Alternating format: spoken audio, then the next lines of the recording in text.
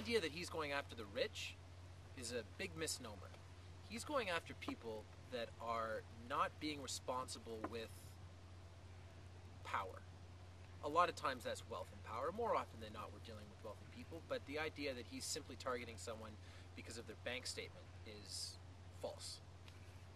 But he's not afraid to go dark, and I mean, he shoots to kill even in the pilot. So is there a line for you as an actor where he's no longer sympathetic and he's maybe more of an anti-hero? See, he's a fan of wrestling growing up, and a fan of wrestling heels growing up. Yes. I'm actually kind of hoping that it pushes in that direction. Okay. I've said it a couple of times that I don't need everyone to agree with Oliver's tactics, but as long as you respect his overall goal. How he's going to get there, I mean, he has to get his hands dirty a little bit, and I always felt like that's where a character really resonates with people. Whether that's in a positive way or a negative way solely depends on the viewer. But this to me is not a popularity contest. As long as the television is compelling, then I don't really care if people like him or dislike him. But you personally don't have a line for like, oh, if he crosses this, I'll have trouble with it. You mean me as an actor? Yeah. No. Okay. No, I play Urine Vandersloot on TV. It's just, it's, you know, and not that there's any comparison whatsoever. But no, I'm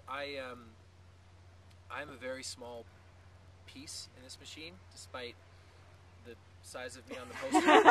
And I trust Andrew Kreisberg and Mark Guggenheim and Greg Berlanti implicitly, and I also trust them because I don't know what their overarching plan is necessarily. I mean, we've had discussions, but they haven't said to me, you know, in episode 22, if we get there, this is what happens.